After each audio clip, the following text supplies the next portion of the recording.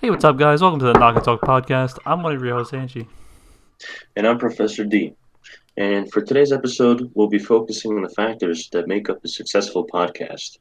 Uh, and just before I jump in, I'd like to give what I think makes up a successful podcast, which is rhetorical skills and the content that you provide. And now I would like to ask both the host, the other co-host, and our guest for today. Would the guests like to introduce themselves, please? What's up, boys? It's your boy Boymus. Happy to be back. Well, glad to have you back. Yeah, So, nice to have you. Boymus, what do you think about what makes a successful podcast? Oh, you said me. I thought you said other. Yeah. My bad.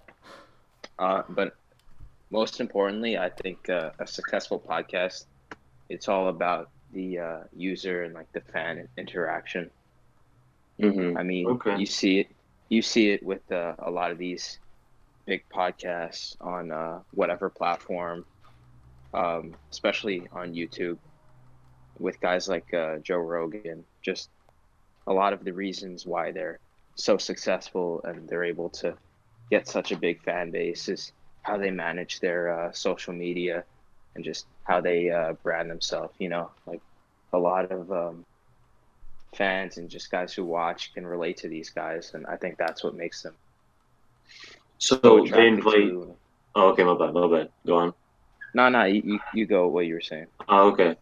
So, the first thing I know is that there's even like a separate account just called JRE Clips for like their Joe Rogan's podcast, and they post a lot, as I understand. So, one thing about becoming big is being accessible and having a lot of content out there. So, you can at least, so you have a bigger chance of hooking some people onto your channel, right? Um, Definitely. so, yeah, one thing is stuff like social media presence, um, which I wouldn't say like it's a subtle difference, but it doesn't um, ensure that your fan base stays, but it ensures that it grows because accessibility is the biggest thing in making sure your podcast grows, right? Definitely, yeah. Well, like I guess marketing, if you want to call it. Yeah, I mean, running a successful podcast nowadays for a lot of people, it's similar to running a successful business in Yeah, general. but I must say one thing that it is a lot easier nowadays than it was back then, because nowadays, you have stuff like if you have stuff like all these different social mediums that make it Definitely. really easy to start up something. So people like groups like us, like we should be really grateful about the time we're living in. Yeah. Anshi, would you like to chime in? Yeah, sure. I think those are interesting points you guys bring up. I just think the most important thing, especially considering Joe Rogan, because he's my favorite too, right? I think it's like a natural flowing conversation because he just has the ability to just like talk to anybody about, and about anything. It's not awkward or anything like that. I feel like Yeah, man. podcasts. No, yeah, facts. Definitely, yeah. But yeah, facts. But but podcasts like us, like we're smaller, right? We're starting out. We're not very experienced. Like sometimes I feel like we treat it more like a podcast than a conversation. You know what I mean? So, Yeah. No, but no, no, yeah, I see that, but that just comes with experience, I think. yeah, I think if we give it enough time, it will glide more smoothly, more like a conversation Yeah, than definitely. than some kind of formal podcast. But I think one thing about keeping viewers, staying for the episodes is kind of a balance between being unpredictable and predictable. Um, so I think that obviously you want the viewers to kind of have a general idea of what you're going to be talking about, but at the same time, you always want to be touching upon new topics, like slightly new topics.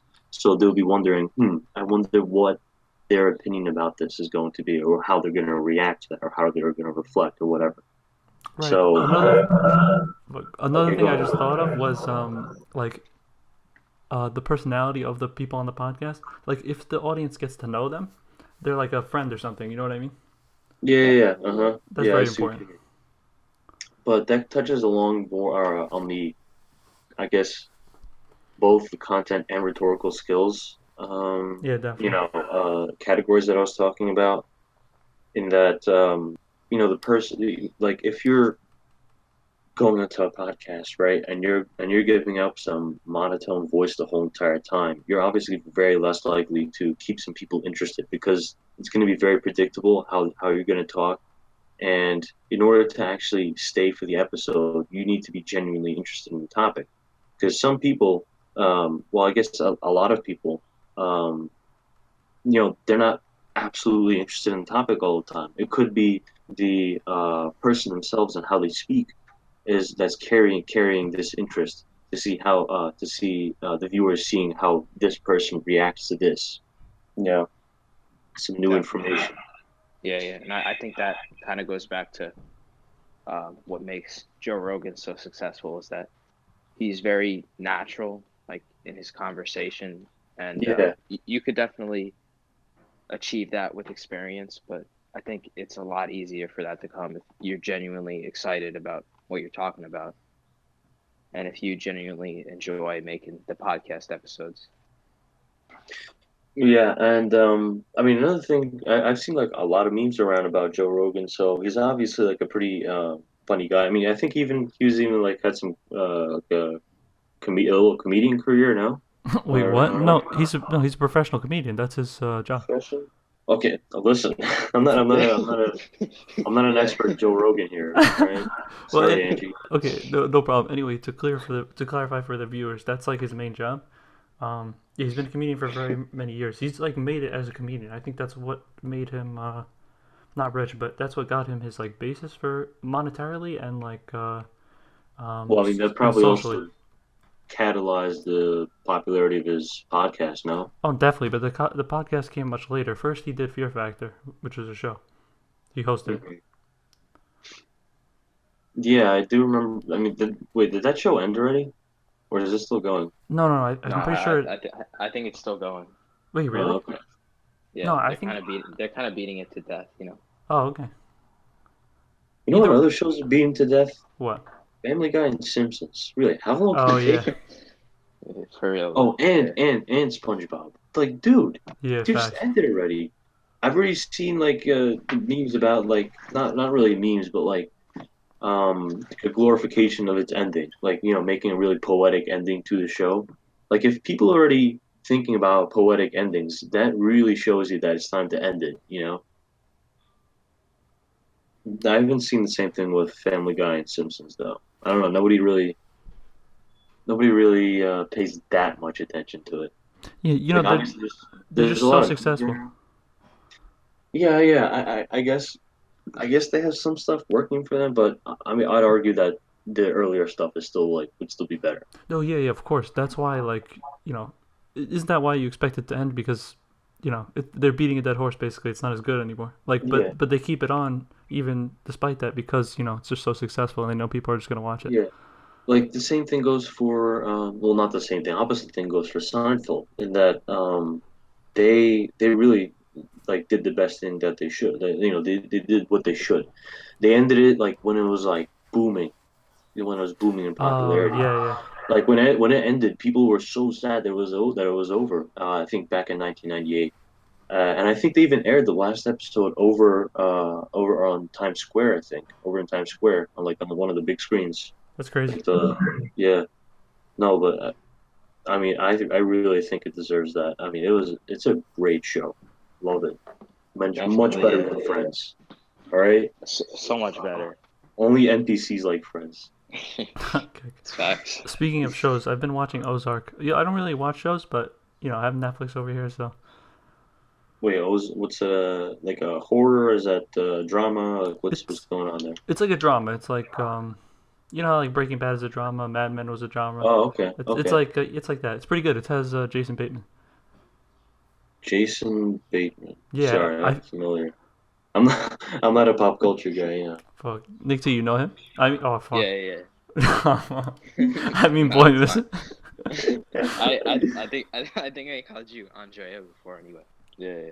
Um, No, but I see that the recommendation all the time. Like it's always on the front page. no, yo, definitely watch it. We could talk Netflix. about it. Oh, you know Bet, what's yeah. another huge thing that I like everyone's talking about? Tiger King or Oh yeah, whatever. I know. Everybody's Oh my talking about God, it. yeah. Who is this guy? I keep hearing about him. Like, I don't know. Joe Exotic. Yeah, facts. So does he like sell tigers or something, or is he? It's like he ran like a uh he's like an extremely narcissistic guy, basically. So he's like he's a very eccentric personality type of guy, right? So Mhm. he leaves an impression. He's a character, right?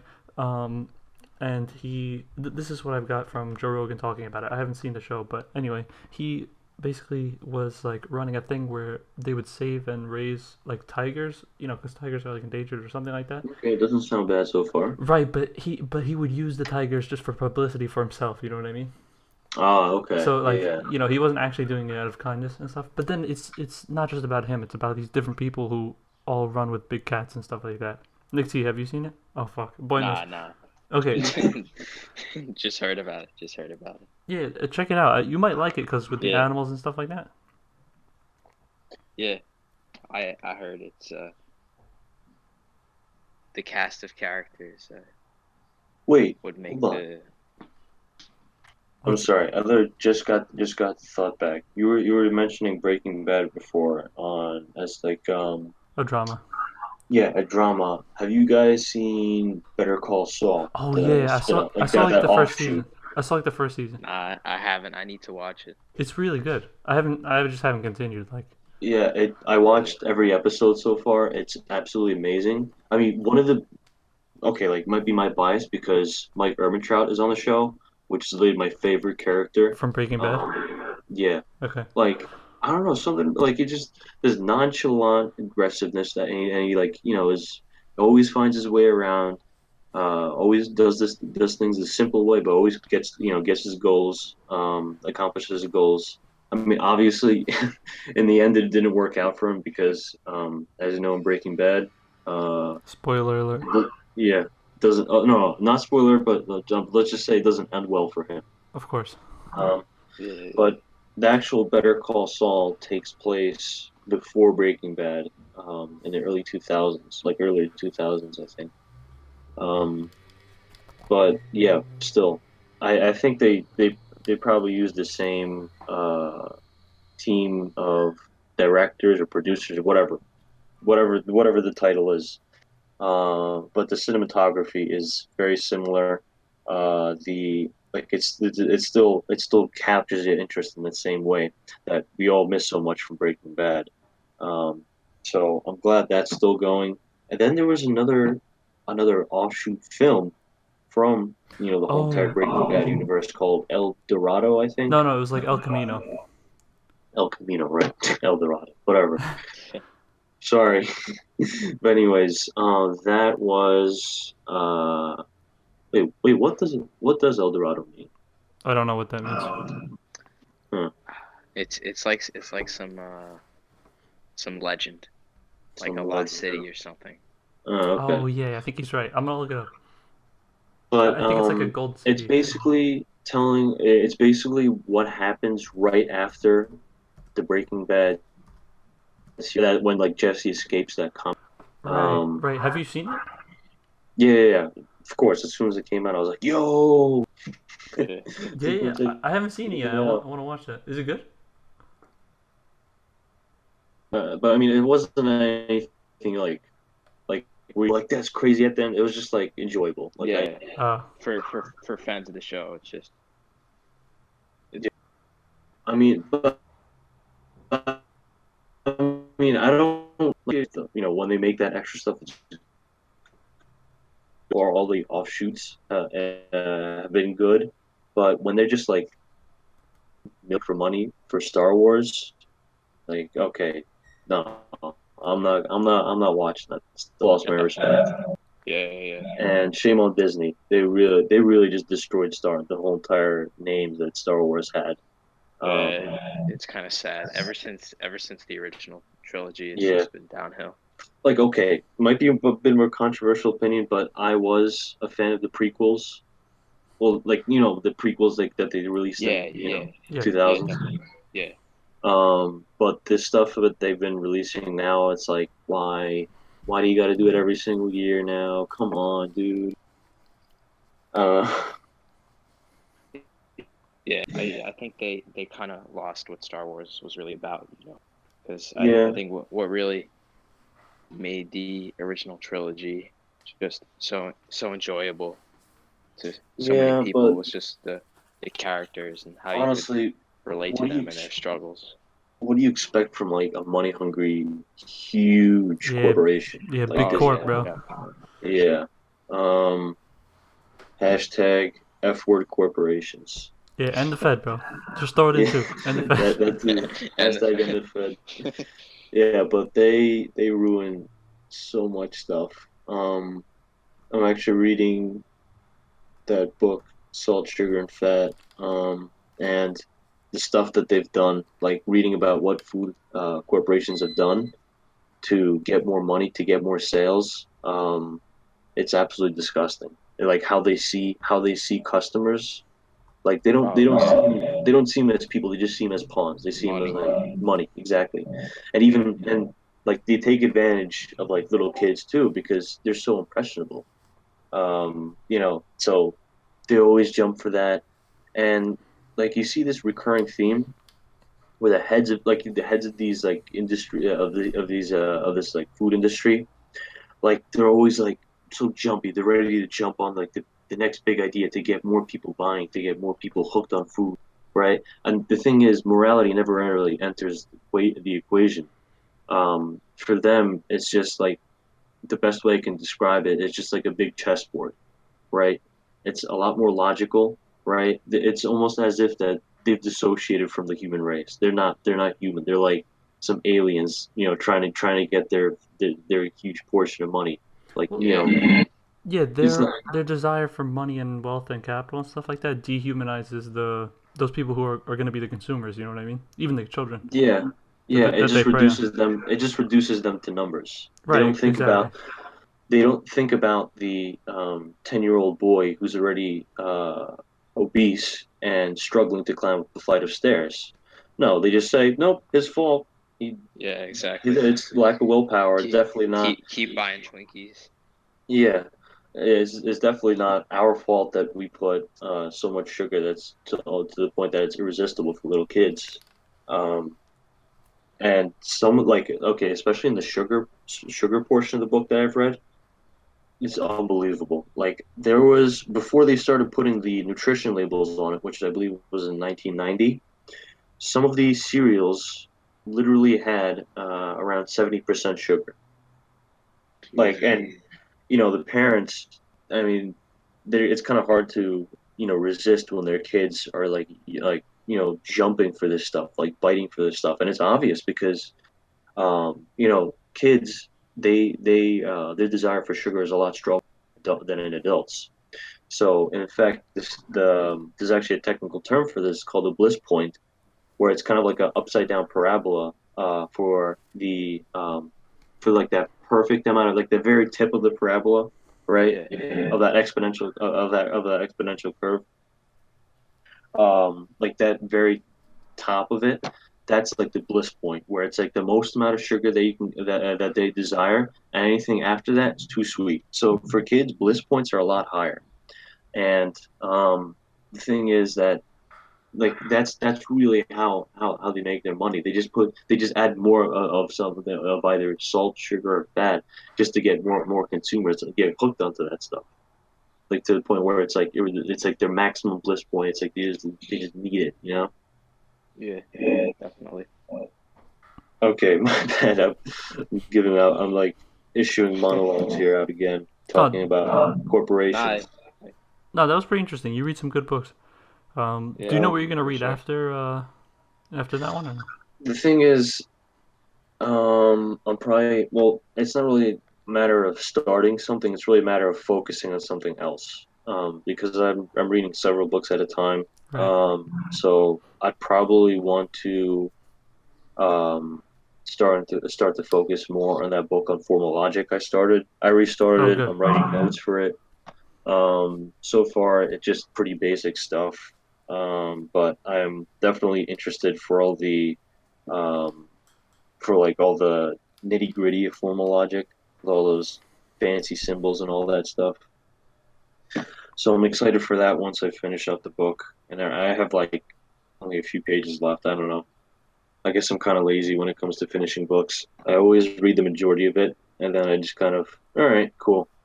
We Wait, just leave it off here. really? I'm the exact opposite. Like I would read like a page or a paragraph a day or something like that, but once I reach like the end game, like the last third of the book or something like that, I'm just reading it all the time.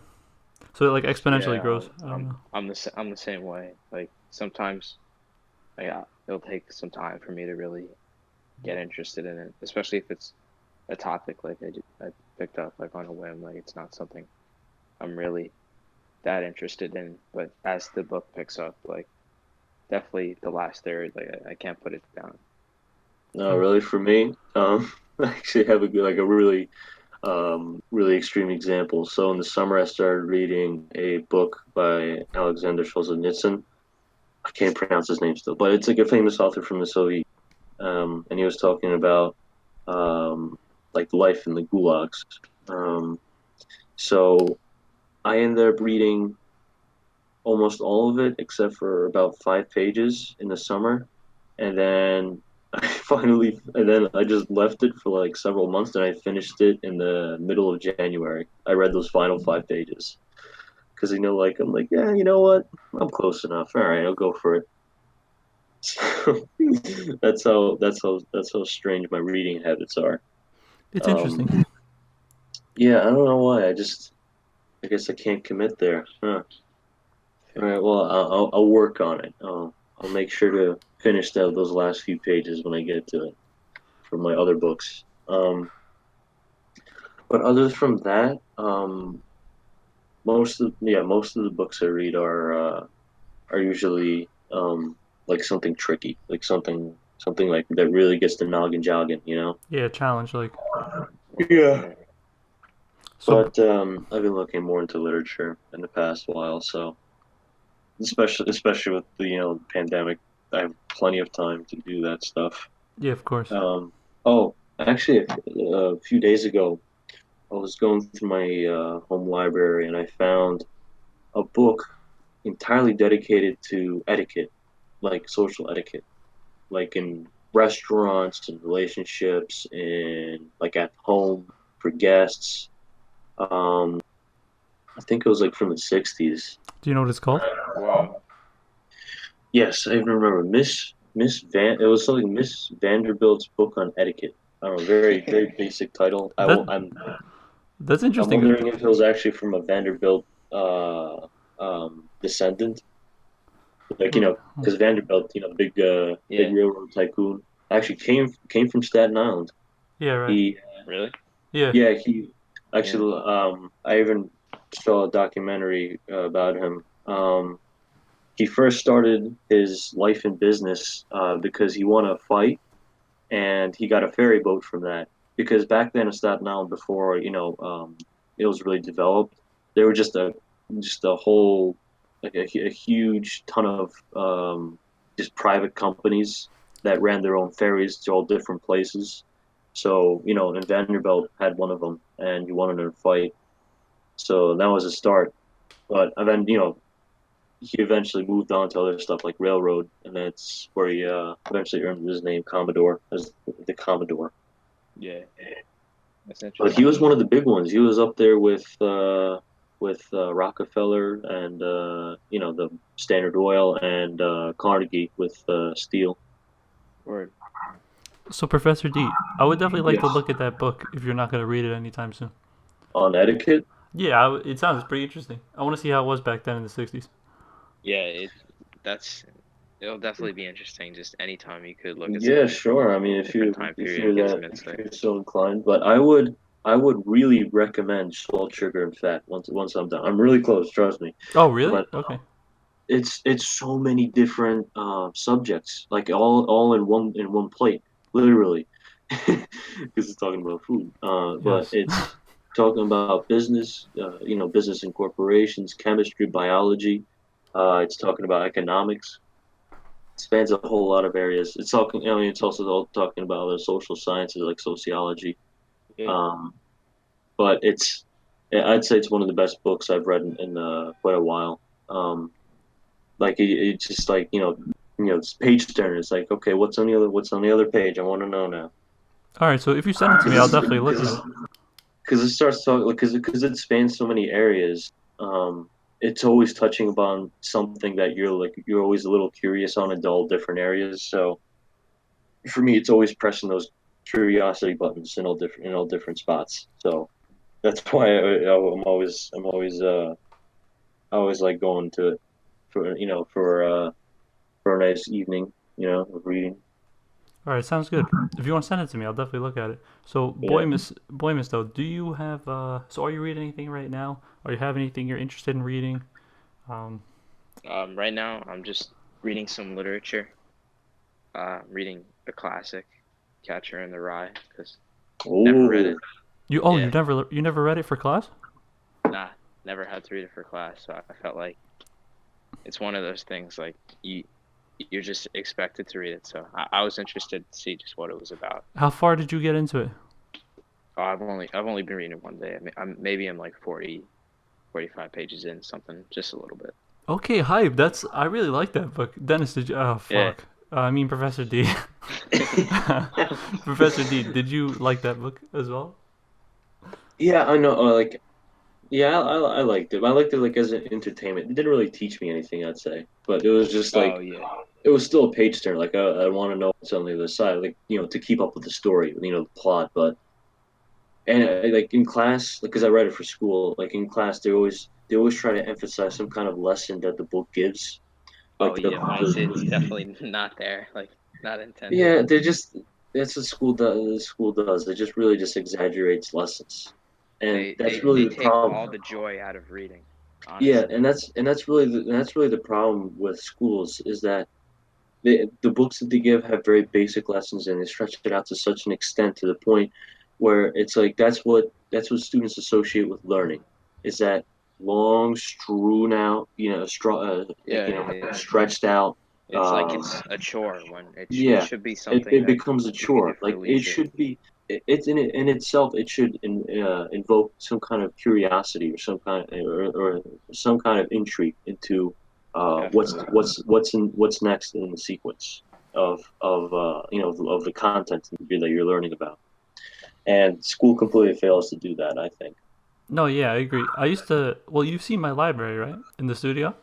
Yeah, yeah, you have a pretty big variety of stuff there. Yeah, so you might think I like to read, but when I was younger, like I guess, like when you start, I guess I don't know, like 8, I don't know, 5, whatever I was, Hmm. um, I did not like to read at all because I thought I didn't like reading because, as you say, both of you, school made it seem like it was something it wasn't. Like I was reading books I didn't like it was compulsory, things like that. Hmm. Yeah, yeah, yeah. Yeah, Yeah, same thing definitely. with me. I'd say I started reading big time around say in the summer before senior year. And it was because I was just so bored that I came by a library and I was kind of browsing. It's like, okay, what's gonna catch my interest here? And I finally did that because some book eventually did cross my interest. And from then on, I've always been I guess reading has been one of my hobbies, as cliche as it sounds. Well, actually, not really cliche, but kind of cliche because reading is like very broad, obviously. Because we do read like a lot of stuff regardless, even if we don't have any books, because you know we uh, we were on our phones all the time. We always see some kind of text, but not quite the same thing though. Yeah. But I mean, aside from that, yeah, before that summer, I never really read. I only read for school, and even then, I still saw it as a chore. And that was what I associated with learning. So once I dissociated from like what school that structure of learning that school was imposing on me, I found my own path of learning, and I enjoyed it so much that Yeah, I do it almost all the time, my free time. And at this point, I just look down on on academia, on the way it organizes itself. It's just a disaster, and that's why so many kids today, they don't do anything. They don't like their hobbies. It's very very limited. It's not very mind stimulating. But I think I'm diving into another tangent here. So, No, no, oops. it's interesting. We're It's having a good. It's good. discussion. Yeah. Yeah, yeah, for sure. Any other points you guys want to raise, Boymus? Honestly, about just education in general. I think it's something that, like, obviously, almost every like young kid kind of dreads, and just the whole perception of it. I think it's honestly really damaging. It's easy to get caught up in this cycle where, oh, like I hate going to school, like I hate whatever, and then it's almost a self-fulfilling prophecy. Like Yeah, and you're just not gonna enjoy it, and you're not gonna get anything out of it. Yeah, facts. I didn't like going to school until like high school. You know what I mean? Because it was as you say. Oh, you Then it got guys a ended little. up liking going to school? Uh, no, never did. But I think that's honestly a problem. Like I should have, like, Yeah, somewhere along the line, like if definitely. it's like a teacher that could make something relatable or interesting. I don't know how to fix it, but I think it's definitely just a problem in general. Yeah, facts. We've definitely spoken about that on the podcast before. Um, but yeah, I don't know. It's just yeah, it's a problem. But on the podcast here, we try to not incentivize, but spread our um, desire for learning and things like that. Definitely, yeah. All positive stuff. And the one point that I should raise now is that you know it's not even a necessary thing for people to take to accept the opinions that I convey over on the episodes, but it satisfies me enough that at least some people think about stuff, that they give it some thought, that they really think it out in their heads, and they form their own opinion. That's guided by their own rationality. Again, that's the 100%. problem. That Yeah, it's all about building up our intuition, building up our thinking capabilities. The actual abilities that we're given with by our brains, and we should take advantage of it to its fullest. I mean, I think that's a pretty obvious fact. Yeah, definitely. Like Professor D and I are anarchists, right? And so we want anarchy, but we can go into that another time. But just on this topic, reminded me. In my opinion, I think anybody who listens to us, like the points we have about that, right? I think they're helping us. You know what I mean? Because at least they consider what we're saying. At least they think about it. You know what I mean? Yeah, I mean it's discussion. That's what it is, Yeah, yeah. exactly. and I think it'll get better from here when more people comment on our stuff, and maybe we could even have like little extra discussions on the side in the comments. definitely it's a beautiful thing. Okay, But so besides that, Boymus, do you have any closing thoughts? Closing thoughts? Not really. I mean, I enjoyed being on the podcast today. It's always a fun time, just um, I good have I discussion with have friends. one piece of commentary. I think we definitely found out what makes a successful podcast, and or maybe we haven't, but we definitely went on a lot of tangents today. Um, so we hope our viewers enjoyed our tangents and conversation, and we hope to see you next time. We hope to see. We hope our viewers will come back for the next episodes. Um, Yes. yeah, have Also, thank you, Boymus, for coming on the episode. Next time, Oh yes. yeah, or no Thank you problem. for your input. yeah, in the future, we could definitely have more people on here that we both know. So, but we'll see what For happens. sure. Yeah, yeah, yeah. So, thank you And guys. no problem. Right before you guys close up, I just like to add one more thing that came to me while Dennis was speaking. Okay. and it's these tangents that we go on. And I think that's the answer to what really makes a successful podcast. Well, yeah, because Or it's more like a conversation. definitely, and you could see at least like the passion about what we're talking about, like genuine interest. Yeah. Like we're not just having a conversation just to have it, you know, like we actually enjoy it. And I think that's a pretty cool thing. Yeah, definitely. These conversations are very enjoyable when you join us on the podcast. You're a friend of the podcast. Thank you. No problem, guys. Thanks for having me. Okay, Professor, would you like to close? Yeah, I think I already did close, but I'll close the door the second time. So to the viewers, please comment, like, subscribe, And subscribe to Friendly Bookshelf. or more accurately, follow Friendly Bookshelf Follow on Friendly Instagram. Bookshelf on Instagram.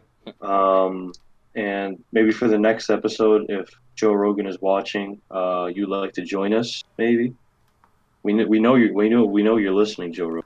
Definitely. I think we can fit him in. We have a tight schedule. But... Yeah. No problem there. So again, thank you viewers for listening, and we hope to see you for the next one.